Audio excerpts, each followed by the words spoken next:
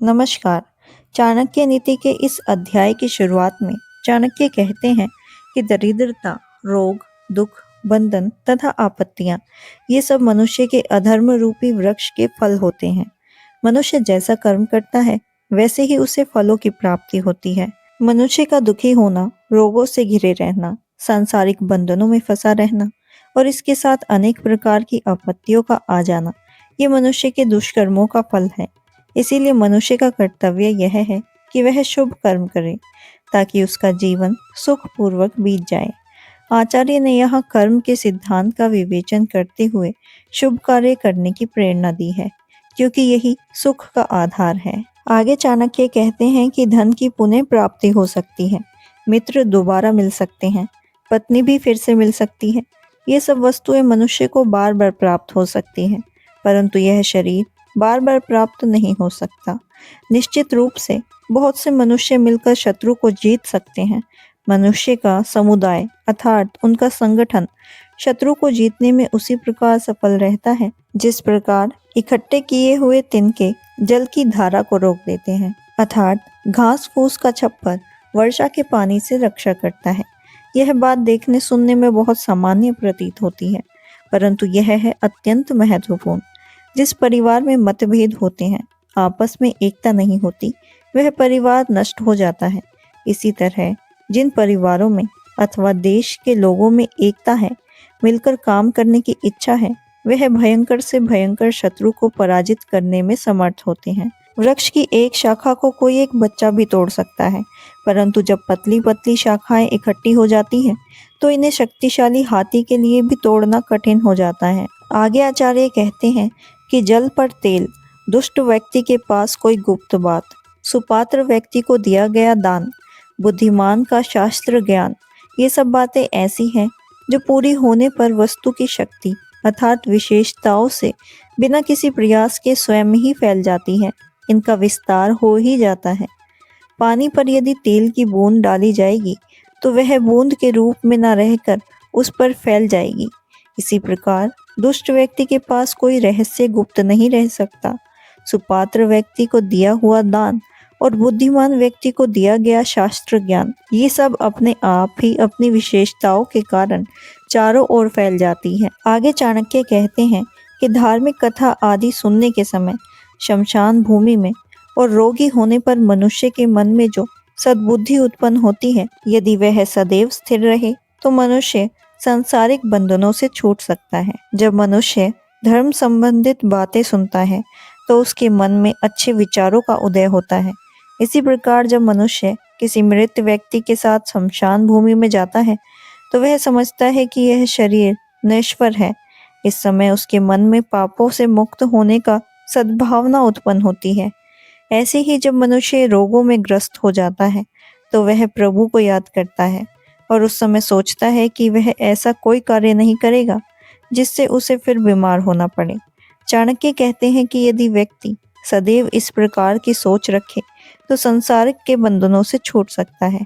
परंतु होता यह है कि जब मनुष्य धर्म सभा से उठ जाता है, शमशान भूमि से लौट आता है और रोगों से मुक्त हो जाता है, तो वह फिर से संसार की उसी मोह माया जाल में फंस जाता है।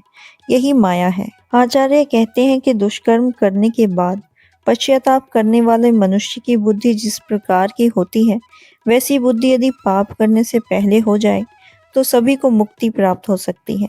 मनुष्य बुरा कार्य करने के बाद पछताता है, उसे अपने किए हुए कार्य पर पछतावा होता है। वह जानता है कि उसने क्या किया है और उसे यह नहीं करना चाहिए था। चाणक्य कहते हैं कि यदि दुष्कर्म करने से पहले ही मनुष्य के विचार वैसे हो जाएं जैसे पश्चाताप करने के समय होते हैं, तो कोई दुष्कर्म होंगे ही नहीं। दान, तपस्या, वीरता, विज्ञान, विनम्रता और नीतिवान होने में मनुष्य को सबसे बड़ा होने का अभिमान नहीं करना चाहिए, क्योंकि पृथ्वी अनेक अमूल्य रत्नों से भरी हुई है। जो जिसके दिल में बसा हुआ है, यदि वह बहुत दूर हो तो भी उसे दूर नहीं कहा जा सकता, और जिसके दिल में कोई समाया ही नहीं है, वह बहुत पास रहने पर भी दूर ही प्रतीत होता है। जिन लोगों में सच्चा प्रेम है और यदि एक दूसरे से बहुत दूर रहते हैं तो भी उन्हें दूर नहीं मानना चाहिए, परंतु जिसने किसी के दिल में घर ही नहीं किया, वह पास रहने पर भी दूर ही रहता है। आचार्य के अनुसार सच्चे प्रेम में दूरी का कोई महत्व नहीं होता। आगे आचार्य कहते हैं कि जिसका बुरा करने की इच्छा हो उससे सदा मीठी बातें करनी चाहिए। जैसे शिकारी हिरन को पकड़ने से पहले मीठी आवाज में गीत गाता है। इस श्लोक में एक सामान्य सांसारिक बात कही गई है। जो मन अपने पाप के कारण किसी का अहित चाहता है वह पहले सदा मीठी मीठी बातें करता है। जिस प्रकार हिरन आदि का शिकार करने से पहले शिकारी मधुर आवाज में गीत गाता है, सांप को पकड़ने वाला मस्त होकर बीन बजाता है। इस प्रकार ये दोनों मधुर स्वर के आकर्षण में बंधकर शिकारी के पास खुद ही आ जाते हैं और शिकारी उन्हें पकड़ लेता है। चाणक्य कहते हैं कि दुष्ट व्यक्ति अहित करने की इच्छा से मीठी मीठी बातें करते हैं। ऐसा करके वो पहले उन्हें रिझाते हैं और फिर हानि पहुंचाते हैं। जुआरी पहले लाभ होने का लालच दिखाते हैं, जिससे भोला भाला व्यक्ति उनके जाल में फंसकर बड़ी सी रकम गवा देता है और अपनी हानि कर बैठता है। आगे आचार्य कहते हैं कि राजा, अग्नि, गुरु और स्त्री इनके पास हर समय नहीं रहना चाहिए। ऐसा करने से मनुष्य को हानि हो सकती है, परंतु इनसे दूर रहने से भी मनुष्य को कोई लाभ नहीं होता। इसीलिए इनसे व्यवहार करते समय व्यक्ति को बहुत सोच समझकर बीच का रास्ता अपनाना चाहिए। इसे ही मध्य मार्ग कहते हैं। मध्य मार्ग का अर्थ है कि व्यक्ति को किसी वस्तु अथवा विचार में ना तो अधिक लिप्त होना चाहिए और ना ही उसकी सर्वथा परित्याग कर देना चाहिए। मध्य मार्ग में दोनों छोरों का परित्याग करना पड़ता है और एक बीच का रास्ता अपनाना पड़ता है। गौतम बुद्ध ने इसी मार्ग को अपनाने पर बल दिया है। आगे कहा गया है कि अग्नि, जल, स्त्रियां, मूर्ख, सांप और राज परिवार से व्यवहार करते समय मनुष्य को सावधान रहना चाहिए, क्योंकि यह छह कभी भी मृत्यु का कारण बन सकते हैं। संसार में वही जीवित रहता है जिसमें गुण और धर्म जीवित रहते हैं। गुणों और धर्मों से रहित मनुष्य का जीवन व्यर्थ है। इस संसार में गुणी व्यक्ति के जीवन को श्रेष्ठ माना गया है। इस प्रकार धर्मात्मा व्यक्ति का जीवन ही जीवन है, परंतु जिस व्यक्ति ने ना तो कोई गुण है और ना ही धर्म, उसका जीवन बिल्कुल बेकार होता है। आगे चाणक्य कहते हैं कि हे मनुष्य, यदि तू किसी एक कर्म द्वारा सारे संसार को अपने वश में करना चाहता है तो तू दूसरों की निंदा करने वाली अपनी वाणी को वश में कर ले, अर्थात दूसरों की निंदा करना छोड़ दे। दूसरों की निंदा छोड़ने का अर्थ है कि अपने आलोचनों से दूसरों के गुणों को ग्रहण करना।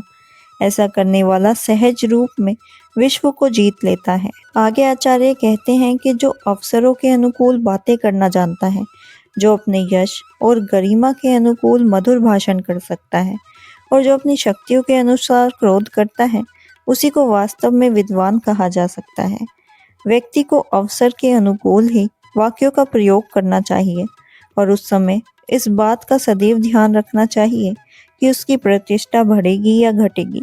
जो व्यक्ति समय के अनुकूल बातें नहीं करता, जिसे अपने मान सम्मान का कोई ज्ञान ही ना हो और जो प्रिय भाषण अथवा मधुर भाषण नहीं करना जानता, वह मूर्ख है।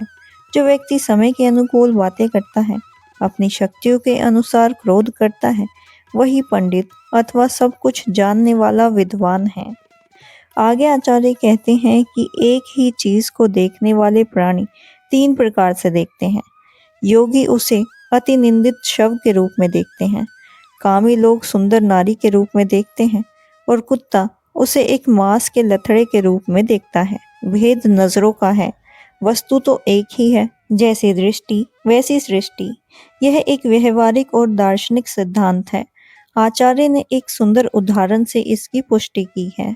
आचार्य कहते हैं कि बुद्धिमान व्यक्ति को चाहिए कि वह सिद्धि की हुई औषधि, अपने द्वारा किए जाने वाले धर्माचरण, घर के दोष, कुभोजन तथा सुने हुए अनिंदित वचन किसी और के सामने प्रकट न करे। जब तक सभी को आनंद देने वाली वसंत ऋतु आरंभ नहीं होती, तब तक कोयल मौन रहकर अपने दिन बिता देती है, अर्थात वसंत ऋतु के आने पर ही कोयल की कूक सुनाई देती है।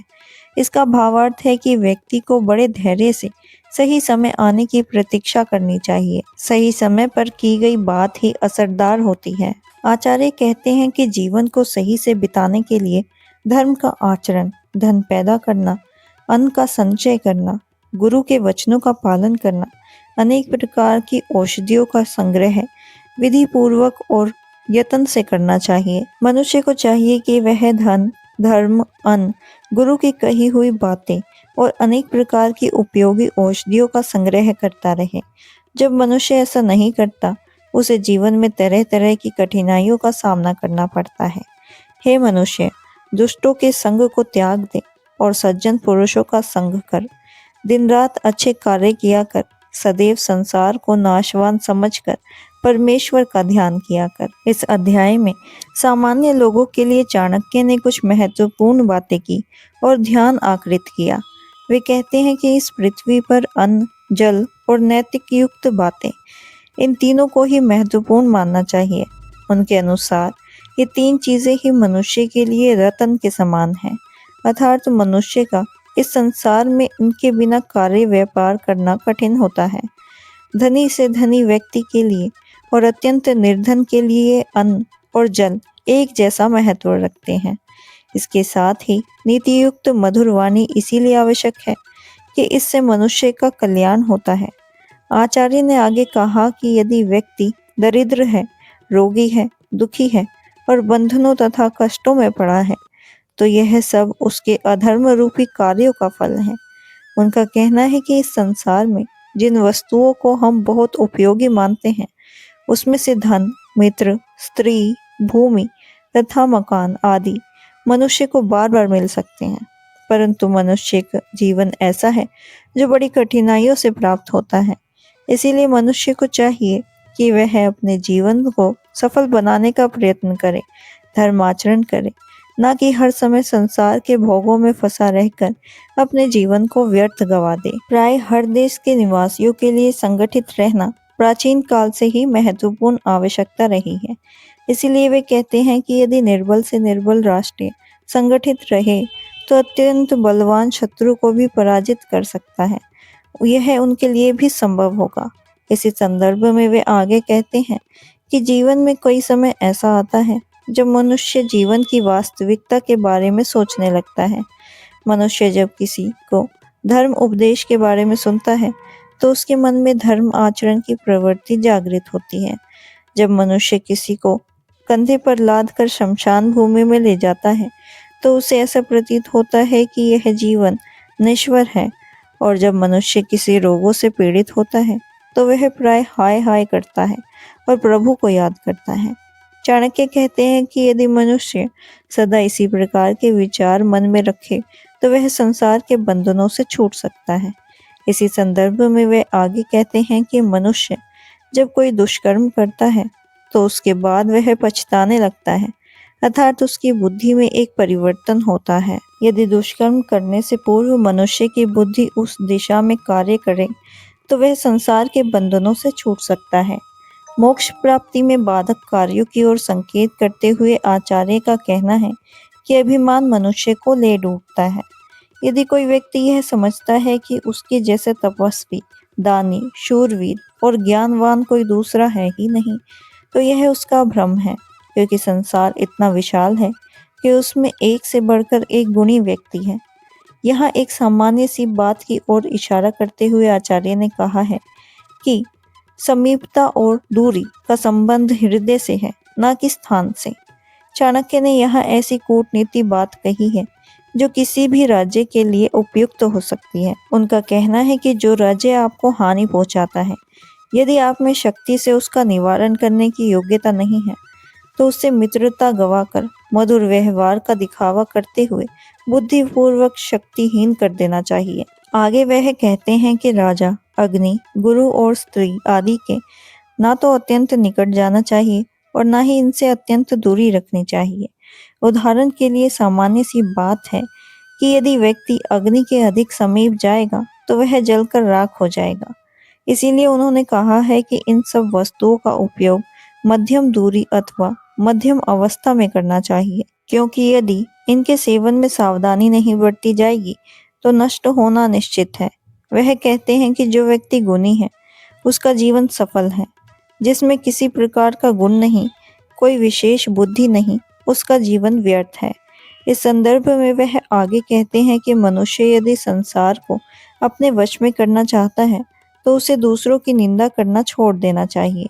समझदार व्यक्ति वही है जो समय के अनुकूल बातें करता है, अपने मान सम्मान के अनुरूप मधुर और प्रिय वचन बोलता है और क्रोध करते समय इस बात का अनुमान कर लेता है कि वह उसकी शक्ति के अनुरूप है या नहीं। इसी के साथ वह कहते हैं कि संसार की प्रत्येक वस्तु को मनुष्य विभिन्न दृष्टिकोणों से देखता है। स्त्री का उदाहरण देते हुए वह कहता है कि योगी स्त्री के स्वरूप से घृणा की दृष्टि से उसे एक लाश के समान देखता है।